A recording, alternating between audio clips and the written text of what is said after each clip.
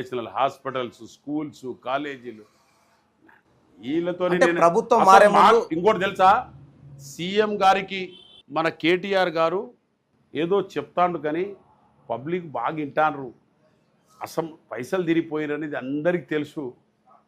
గొర్రెల పైసలు తిన్నారు, చేపల పైసలు తిన్నారు, హరితహారం మీద తిన్నారు, ఏం తిన్నారో తెలవకుండా మొత్తం తిన్నారు. స్టేట్ను మొత్తం పిండి వేసిండ్రు.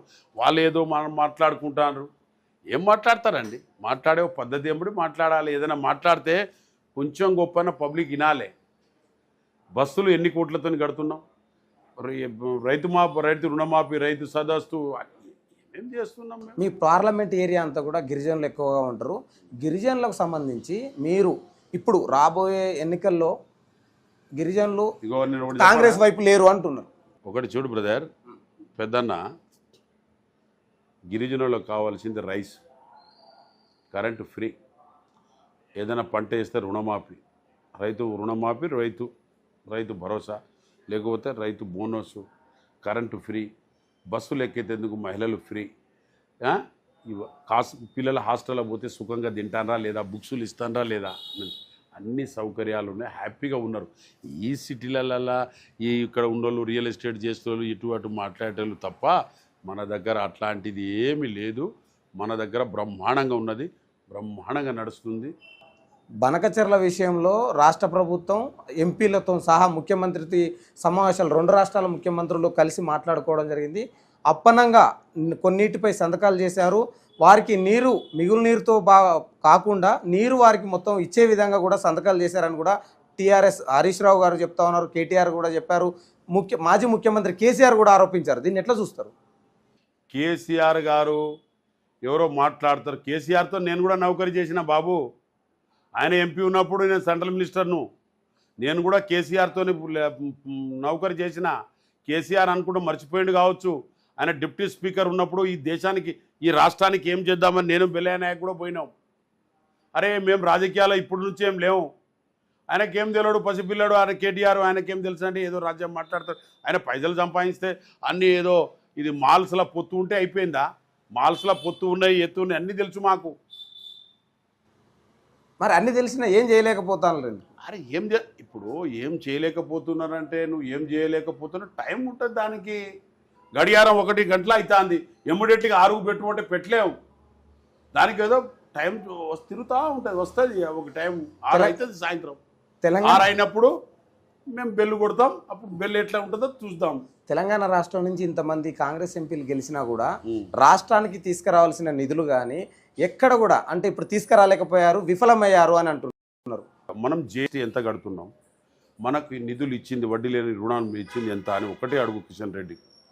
ఇవన్నీ పక్కన పెట్టండి సార్. 8 మంది ఎంపీలు ఇచ్చారు తెలంగాణ వాళ్ళు. మీకు 8 ఇచ్చినప్పుడు మీరు వడ్డీ లేని జీఎస్టీ ఎంత కడుతున్నారు మన తెలంగాణలో, మీరు వడ్డీ లేని రుణం ఎంత ఇచ్చారు మనకు, ఆ లెక్క ఒక్కటి చెప్పమని చెప్పండి. శభాష్ అని నమస్కారం పెడతాను.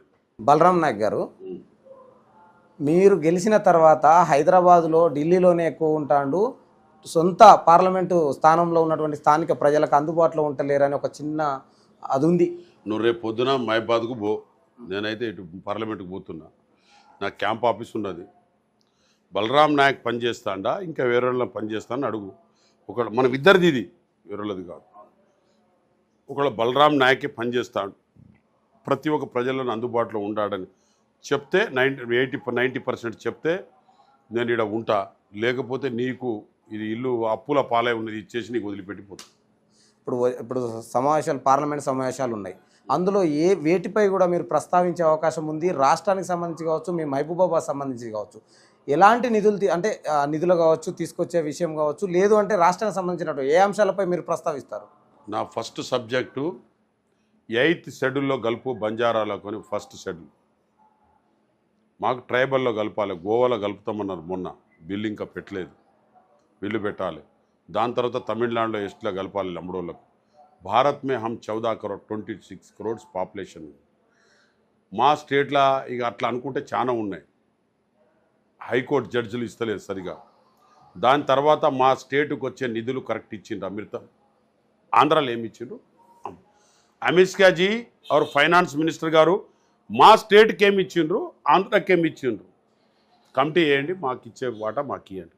మాకు వాటా ఇయ్యన్నాడు. మీరు ఫెయిల్యూర్ గవర్నమెంట్, పక్షపాత గవర్నమెంట్, ఈర్ష్య గవర్నమెంట్, అనారోగ్యం లేని గవర్నమెంట్. అనారోగ్యం ఉంటేనే కదా మనిషి ఇయ్యడు కదా. అనారోగ్యం లేదు, మీకు ఆరోగ్యం లేదు, అనారోగ్యం లేదు లేని గవర్నమెంట్ మీ బీజేపీ గవర్నమెంట్. ఏమంటే కిషన్ రెడ్డి గారు మాట్లాడతారని అడు చూస్తానని చెప్పి మాట్లాడతాను. నువ్వు వచ్చి చూడు ఎట్లా మాట్లాడతాను. दिन दिन का बात करे तो अमित शाह भाग जाना और मोदी भी भगा दे तो ये बार पार्लियामेंट में मोदी को जो मुद्दे ले जाके हम पूछ सकते, वो मुद्दे कोई नहीं पूछ सकता इंडिया में. ऐसे मुद्दा पूछ कर बताएंगे. अरे उद्योगाल गए तो गया एमपी बोल के तेलंगाना से लड़ा, तेलंगाना गुరించి కొట్లాడిన మేము పౌరులం.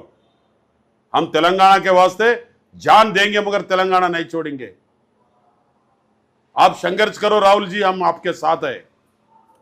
ఏం తక్కువేం లేదు, ఆడ పోయినాక మాట్లాడతాం, తొందర ఎందుకు. మీరు గెలిచినాక మహిబాద్కు నేను ఇది చేసిన అంటే ఏముంది? అమూల్ ప్రాజెక్ట్ అనేది ఒక్కొక్క నియోజకవర్గానికి 20 కోట్లు ఇస్తే 65 కోట్లు తెచ్చిన.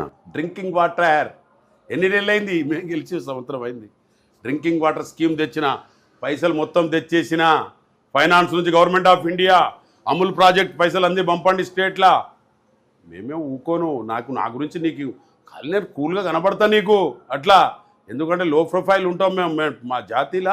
మేము ఎక్కువ ఎగిరే కాడ ఎగురుతాం. అంటే గిరిజనుల నుంచి చాలా తక్కువ మంది లీడర్స్ ఉంటారు, కేంద్ర స్థాయిలో మంత్రి అవ్వడం కూడా అది అట్లా వచ్చినప్పుడు మీకు ఎలా అనిపించింది? ఎలా అనిపించేది? ఇది సాధిస్తా, ట్రైబల్కు అన్నం పెడతా, ట్రైబల్కు సాధించాలి. ఎరకలి వాడైతే గురికల్ల వాడే మునగాడు. ఎరకలోడు అయినంత మాత్రాన ఇదేనట్లా ఉంటుంది. మొన్న సెంట్రల్లో బీజేపీ